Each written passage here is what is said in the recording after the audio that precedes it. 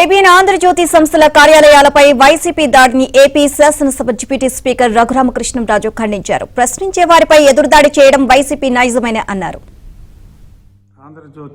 నిజాన్ని నిర్భయంగా తప్పును తప్పుగా చూపెట్టే ఆంధ్రజ్యోతి రాధాకృష్ణ గారి ఆఫీస్ మీద ఈరోజు యువజన శ్రామిక రైతు కాంగ్రెస్ పార్టీ నేతలు వందల సంఖ్యలో దాడి చేయటం అది వారి కుసంస్కారాన్ని తెలియచేస్తుంది.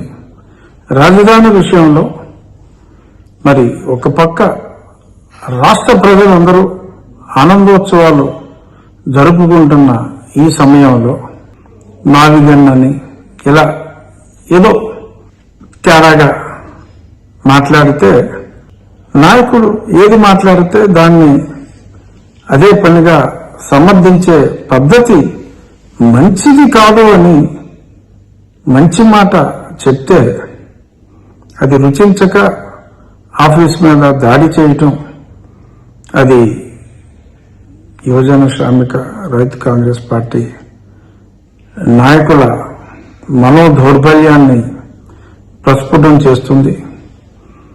రాజకీయాల్లో ప్రజాస్వామ్యంలో నిరసన అభ్యంతరం ఉంటే తెలియజేసే పద్ధతి ఇది కాదు అని చెప్పి మరి రాజకీయ నాయకులందరికీ తెలియచేస్తూ ఈ దాడిని ఖండిస్తూ నా తీవ్ర నిరసన వ్యక్తం చేస్తున్నా.